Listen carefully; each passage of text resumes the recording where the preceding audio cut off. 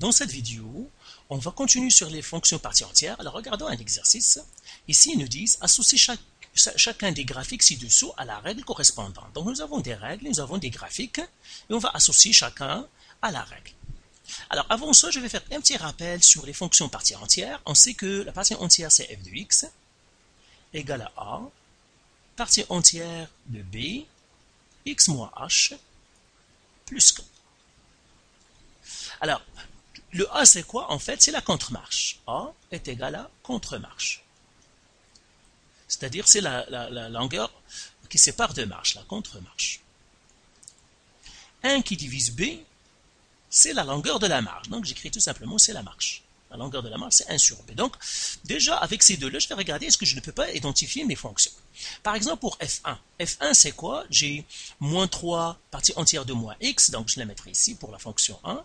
Donc j'ai le A est égal à moins 3, parce que le nombre A, c'est celui qui multiplie la partie entière, donc c'est moins 3 qui multiplie la partie entière. Et puis B, c'est moins 1, parce que j'ai moins x, puisqu'il n'y a aucun nombre à côté du x, c'est qu'il y a 1, donc c'est moins 1.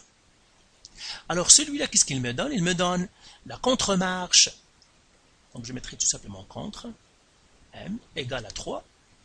Et puis celui-là, il me donne la longueur de la marche, 1 qui divise 1, parce que 1 qui divise b, on ne prend pas le signe négatif, on ne le prend pas, parce que la marche et la longueur de la marche, c'est toujours positif, elle est égale à 1. B est négatif, ça veut dire quoi? Ça veut dire la marche, elle est où elle est de vide à plein.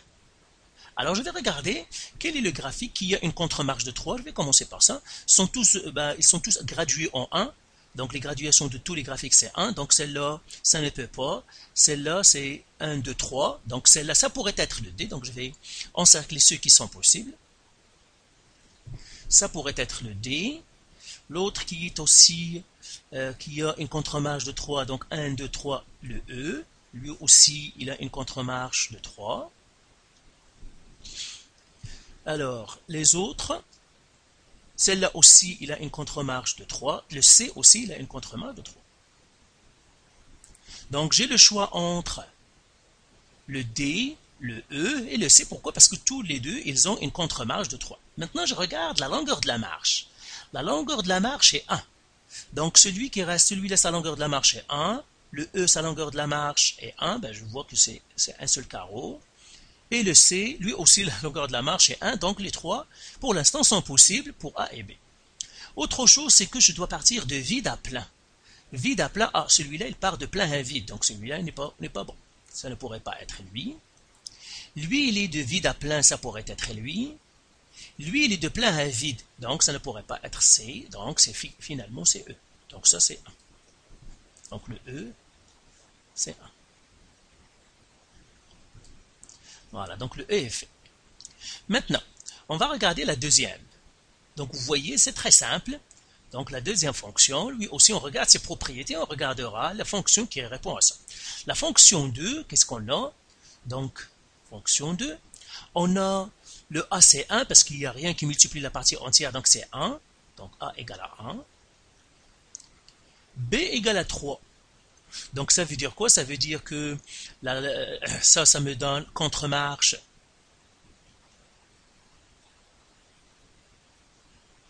Elle est égale à 1. Et ça me dit la marche égale à 1 qui divise 3. Et puis, je sais que puisque B est positif, eh bien, ça va être de plein à vide. Parce que B est positif, donc je mets B positif. Si c'est B positif, c'est de plein à vide. Si c'est négatif, c'est de vide à plein. Alors, je regarde ceux qui sont possibles.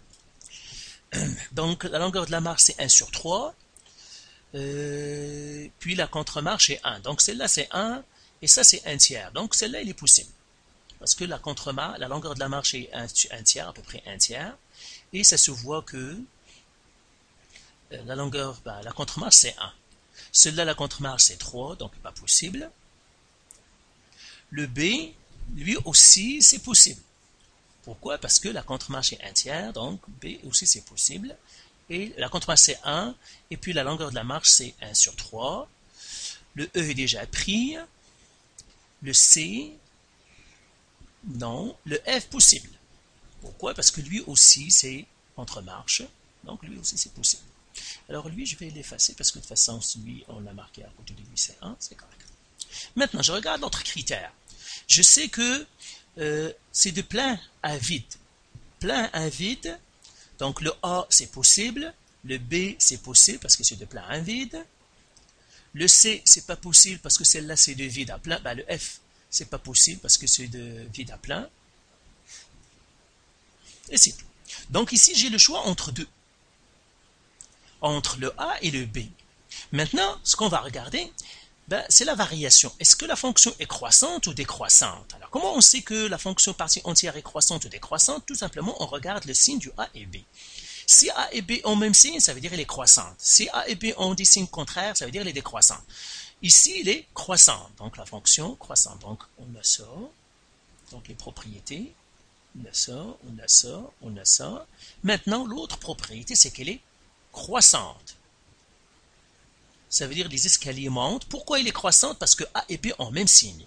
A et B, même signe.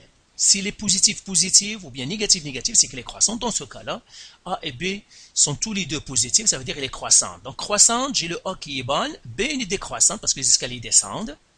Donc, B ne peut pas y être. Donc, celle-là, B, il est décroissant, donc ça ne pourrait pas être parce que ma fonction doit être croissante. Donc, c'est le A. Donc, celle-là, c'est la 2.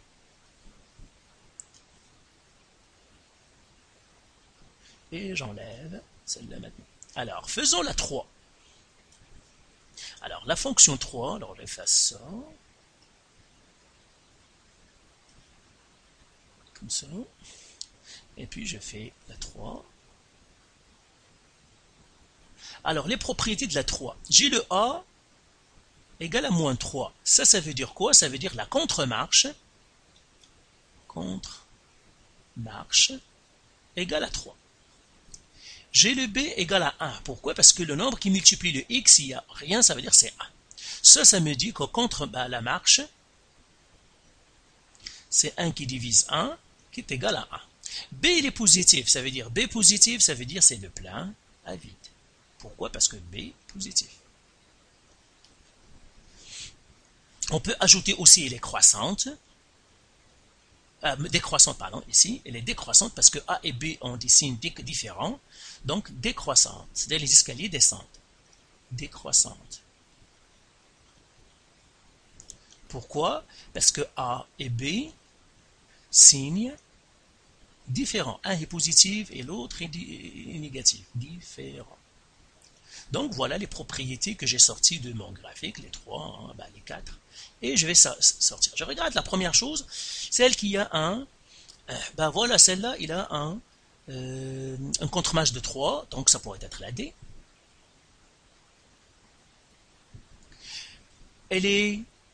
La longueur de la marche c'est 1, elle est de vide à plein, elle est décroissante, donc ça tombe que, peut-être on va regarder, est-ce qu'il y a une autre qui a toutes ces propriétés-là. Celle qui a 3, celle-là est déjà prise. D'ailleurs, il est de vide à plein. Normalement, ça doit être. On a celle-là aussi. On a celle-ci. Mais celle-là, elle est croissante parce qu'on a la contre-marche, c'est 3. C'est de plein à vide. Mais elle est décroissante. Celle-là, elle est croissante. Alors que la fonction qu'on cherche, nous, elle est décroissante. Donc, on a bien eu notre fonction, c'est D. Donc, D, c'est la 3. Donc voilà, maintenant je ne vais pas continuer ça parce que vous savez maintenant comment les faire. C'est très facile. Vous allez avoir toutes les autres. Vous regardez les propriétés et puis vous allez regarder le graphique qui répond à ces propriétés-là. Tout ce que je pourrais faire, c'est tout simplement donner les résultats pour toutes les autres.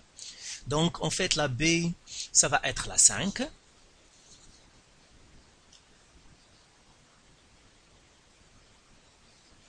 Donc A, B, C. Et puis nous aurons la C, c'est la 6. Et puis la F, c'est la 4. Donc c'est très facile, c'est un exercice qui est très facile. Il suffit de sortir les propriétés et les comprendre. Je vais les résumer encore. On a le A, c'est la contre-marche. 1 qui divise B, c'est la longueur de la marche. Si B est négatif, eh bien ça va être de vide à plein. Si B est positif, c'est de plein à vide. Si A et B, ils ont le même signe, c'est que la fonction est décroissante, c'est-à-dire les escaliers qui vont monter. Si le A et B, ils ont des signes différents, c'est que les escaliers vont descendre, ça veut dire décroissant. Donc voilà pour cet exercice. Faites encore les exercices du site et de vos manuels. Et si vous avez encore de la misère ou des questions, vous pouvez nous contacter.